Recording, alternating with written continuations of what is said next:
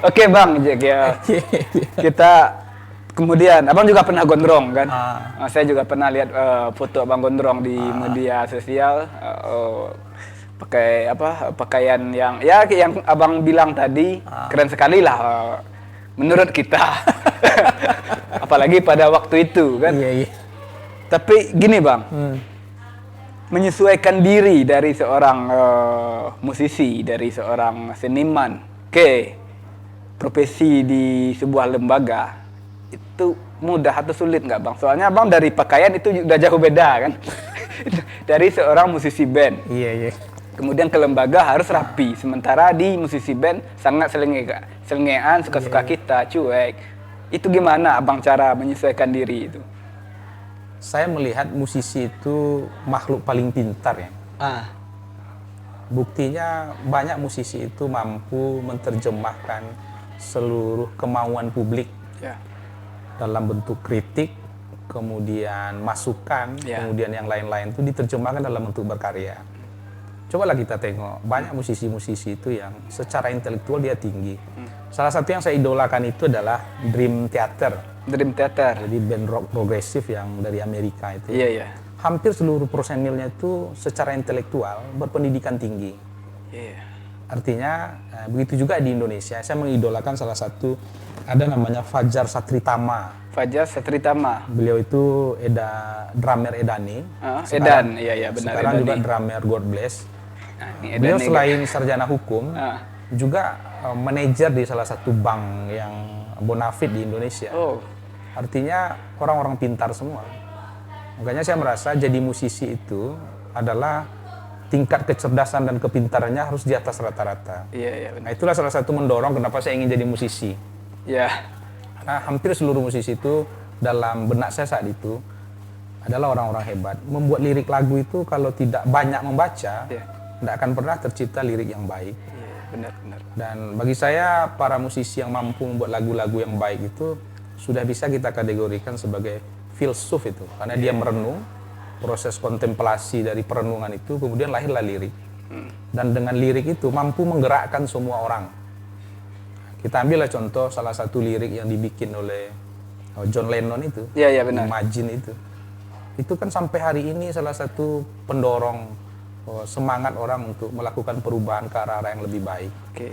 Walaupun memang dari sebagian musisi itu banyak juga mungkin yang mencontohkan hal-hal yang tidak baik. Iya benar. Tapi tentu tergantung kita yang menerima. Makanya saya katakan tadi butuh kepintaran untuk bisa menjadi seorang musisi dan termasuk seorang penggemar juga mesti harus pintar. Nah, itulah kenapa dulu kita ingin jadi musisi. Saya ingin pintar sebenarnya Rio. Iya. Makanya saya ingin jadi musisi. Jadi di zaman kami itu dulu untuk jadi musisi itu mesti banyak membaca, banyak berteman.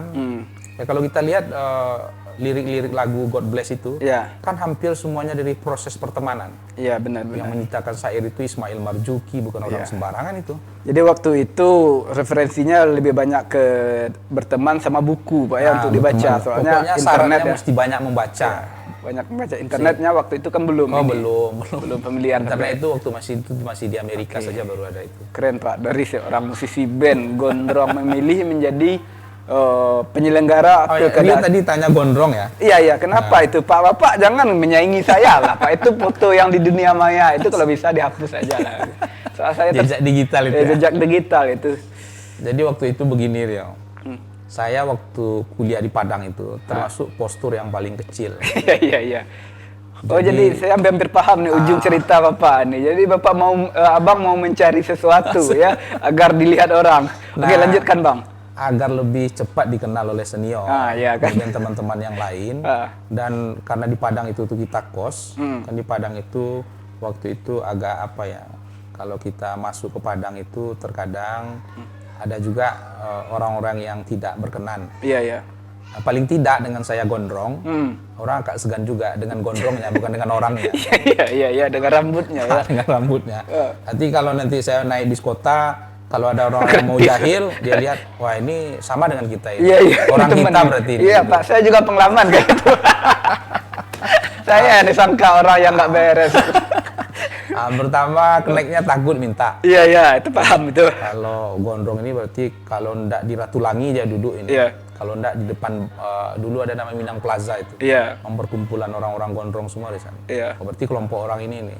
Iya. Jadi sering enggak bayar ongkos ya waktu itu. Padahal ongkos 800 perak kan waktu itu. Masih di bawah itu. Masih di bawah itu. Makanya sekarang saya lagi catat ini beberapa kenek yang enggak pernah minta ongkos itu saya mau temui, mau kasih ongkosnya sekarang. Iya, mau dikali berapa kali. Mudah-mudahan dia ikhlas lah ya. Oke. Mungkin waktu itu masih paham lah dengan situasinya. Oke, Pak. Dulunya menjadi seorang musisi, kerja di Telkom. Saya juga pernah dengar Bapak jadi pedagang yang lumayan sukses di Tanah Abang, Batam dan sebagainya.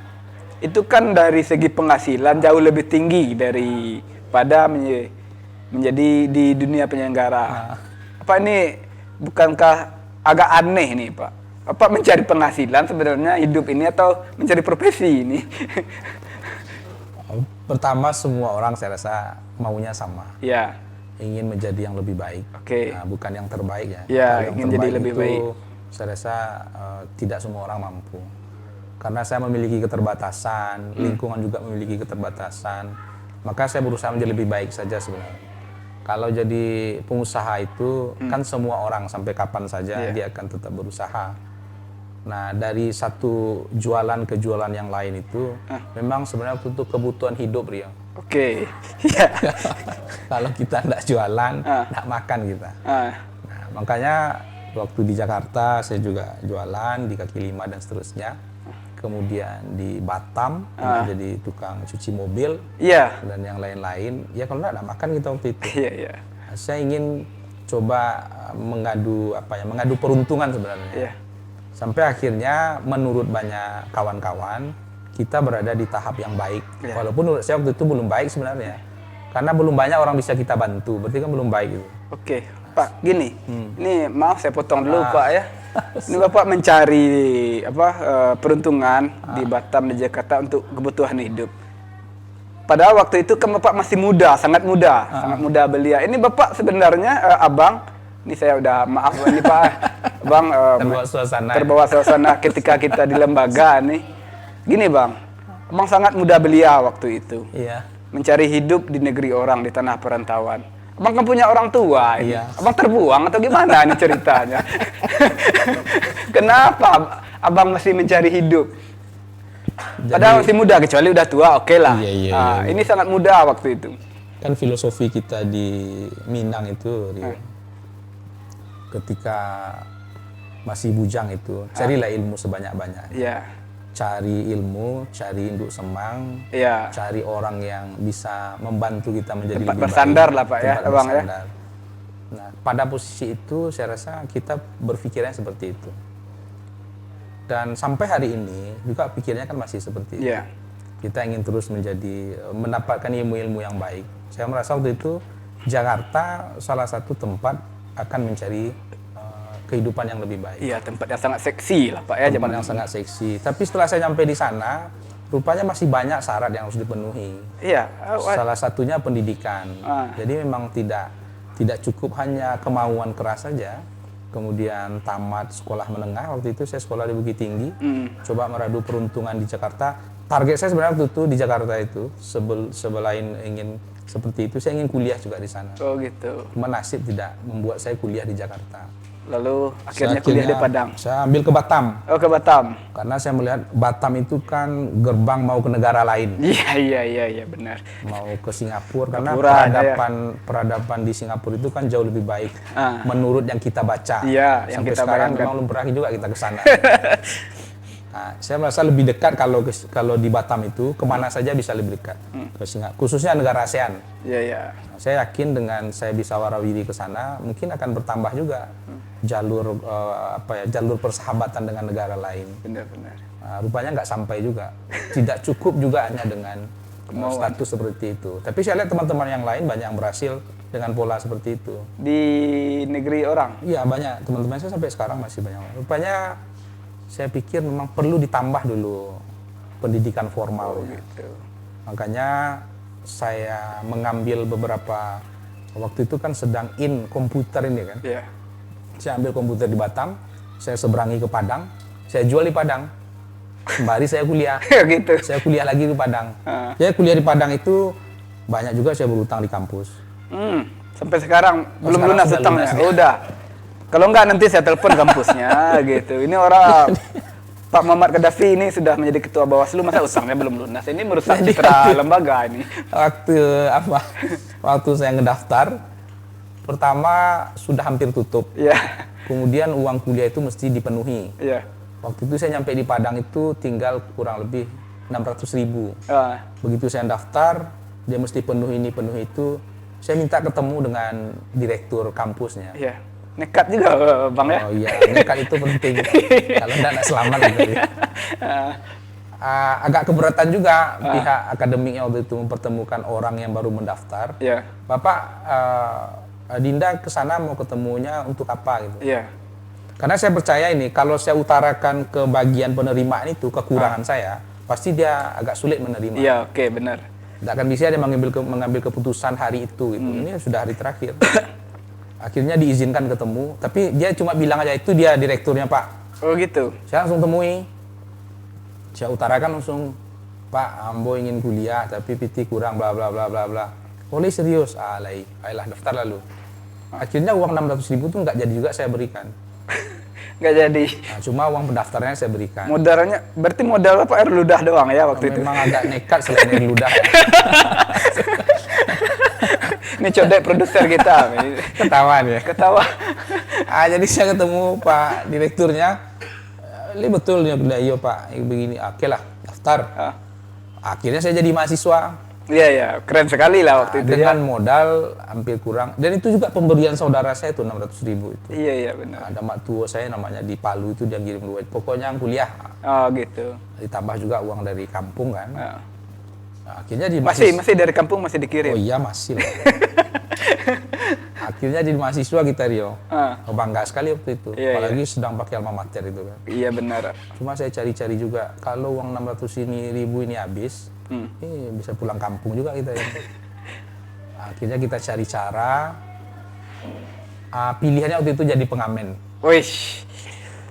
Jadi kita terjemahkan lagi ya musisi-musisi sebelumnya dalam bentuk ngamen ya. Jadi pengamen. Kekurangan saya waktu itu suaranya tidak enak. Bergitar gitu. bisa. Kemudian bicara juga bisa di atas mobil itu kan. Karena kan pengamen itu mesti bicara dulu sebelum. Iya, ada openingnya dulu. Ada openingnya. Ada teman saya yang pandai bernyanyi. Dia juga punya gitar. Saya banyak kekurangan dulu dia. Punya gitar tidak, suara kurang enak. Pengen ngamen. Iya. Akhirnya teman itu yang punya gitar, dia tidak bisa bicara. Oh gitu. Nah, dia cuma pandai bernyanyi. Nah, saya yang bergitar dan bicara awal itu. Berarti udah dijalani profesi ngamen ini udah? Sejak awal di Padang. Dari Bukit Tinggi juga sudah. Sudah. Penghasilan bagi dua. Kadang-kadang lebih banyak saya ketimbang dia. Iya, iya. Karena saya bergitar juga, bicara juga. Dan saya yang banyak lebih membutuhkan. Yang mungkin itu sebenarnya. Yang mungkin teman itu cuma hobi kan. Kalau kita memang profesi kita kan.